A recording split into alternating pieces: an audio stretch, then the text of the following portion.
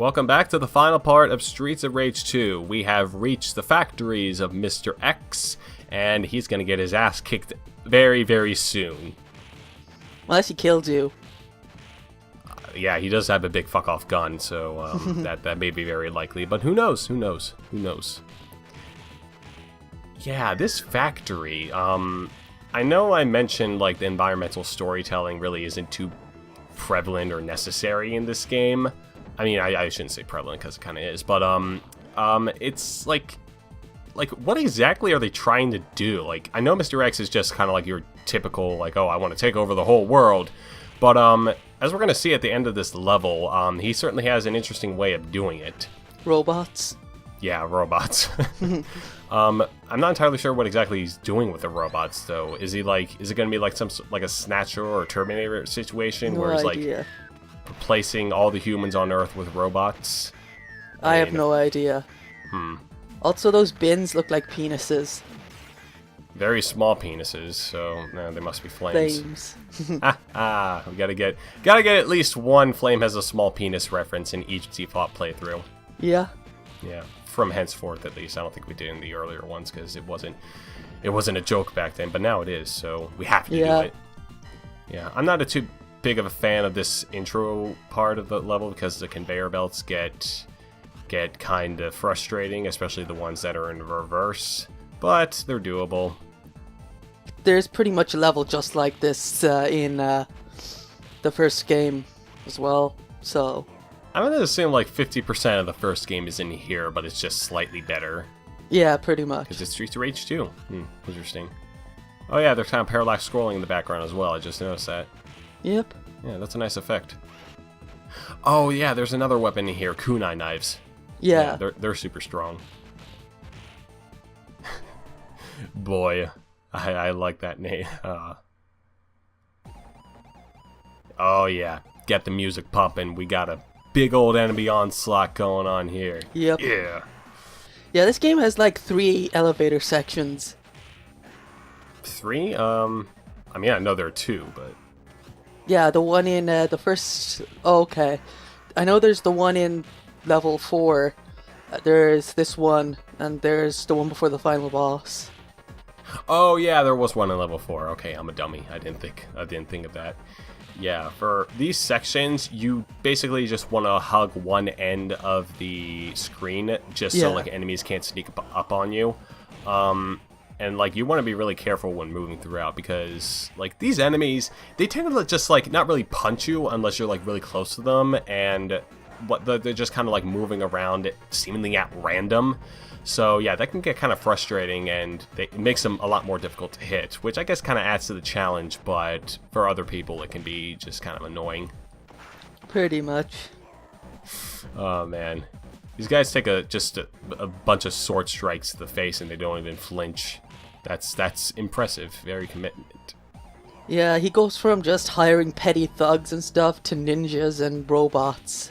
And boxers, of course. Yeah. Oh no. Well, technically this guy isn't a boxer, or he's just like a kickboxer. Okay, kickboxer. Yeah, that would make sense. Never mind. I'm still a dummy. Ibis. Hey, it's Ibis. This is where he was this whole time. It's fine. Now we gotta find the Ibis trigger. Don't remind me of that game, thank you. But I just finished watching the FTCR playthrough of it, and it was so good. That guy has pink hair. What a fag. I was gonna say it first, but you took it from me. How dare you? Is that Andy or Anri? Anri. And he's what you get when you insult he's what you get when you insult feminism. Oh, those fucking Anris all on the internet. God damn, I hate those people. Max is actually in the alt-right. Oh dear. Man, we should probably distance ourselves from him. I mean, he's a nice guy if you talk to him, but geez, just don't get him started on politics. Ooh, boy. Yeah, you want to keep these knives around here and not necessarily use them to defeat this guy because The boss fight here, it's not another repeat like the last one was, but it's one of the tougher ones in the game. I'd say just a bit tougher than the R-Bear one from the 5th level. If only because there's like 2 of them. And they are the Robot Brothers. Yeah, Robot Brothers with their stubby little spike arms. I'd call them adorable, but they will actually... Are. I mean, yeah, I guess they are, but they beat the shit out of you, and they aren't as adorable when you have like a giant spiked ball in your face. I don't know, I think that's pretty cute. Yeah, all the blood dripping from your face, that's fucking adorable.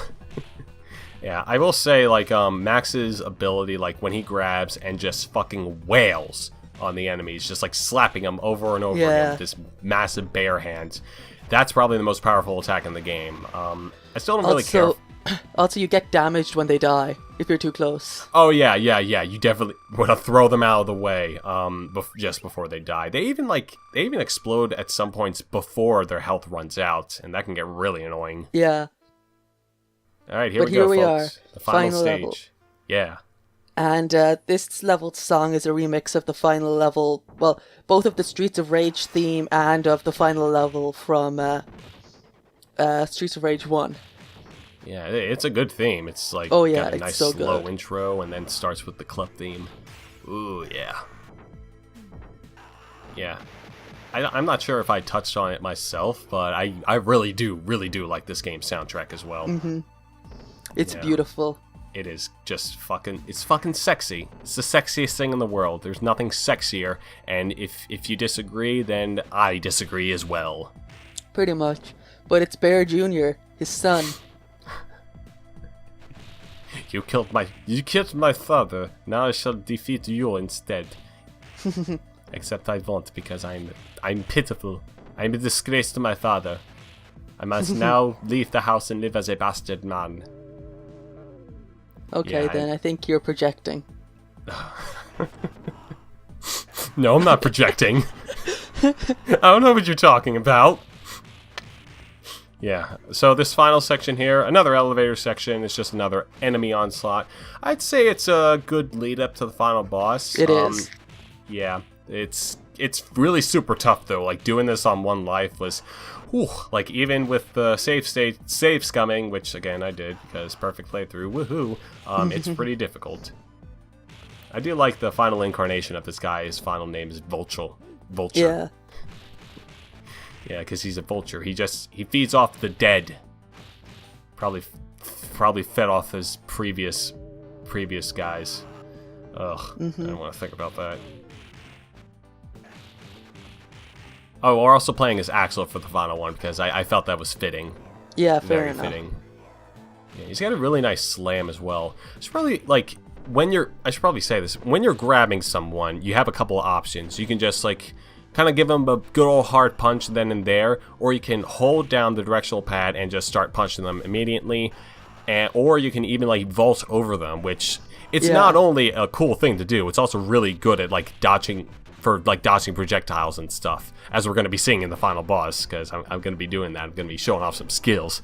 And from there you can like either like slam them to the ground or just kind of throw them backwards and put them in the path of an enemy, which I'd said this before, but it's really good for kind of just clearing out the room, getting enemies like out of the way, so you can think about what your next strategy is for defeating these guys. And boy, do they just don't stop. He has an inexhaustible amount of bad guys. Pretty much. Yeah, with a name like Mr. X, he probably gets like probably a lot of money, and considering this is his own building as well. Yeah, he seems like a pretty rich dude. I mean, he has enough money for a robot factory. The only other like bad guy I can think of who has that off the top of my head is Eggman.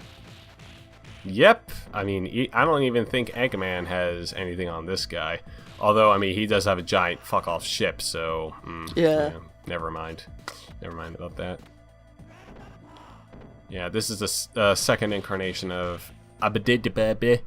His name isn't as great as the first one, but he's still just as tough. And yeah, he's even tougher when facing him with Axel. He looks like Knuckles. No. But here's the pre-final boss. Well, you gotta beat a couple bad guys up before that. But First, it's nice that they give you some health before you go defeat these guys. I, of course, wasted a bit with some of the special moves, but whatever. It was useful, so fuck you if you're gonna shit on me for that. I love this, how he just, like, sort of waves his hand to send the dude.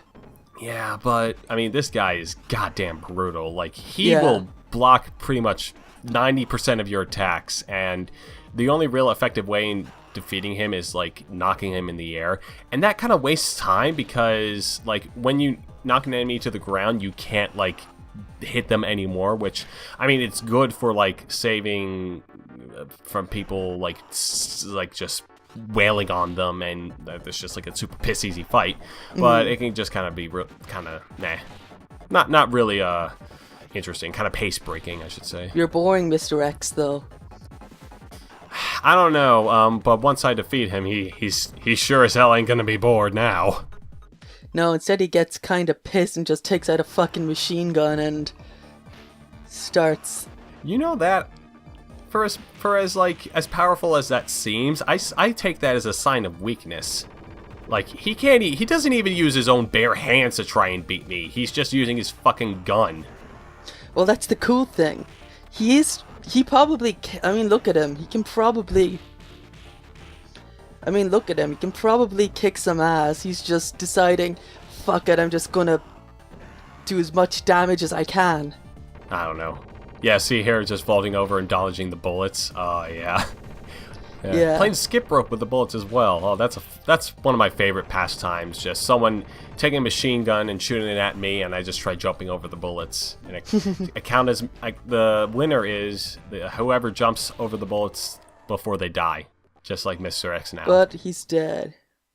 I wish he had a second form or something, cause I guess technically he was the second form, and Shiva was the first one. So yeah.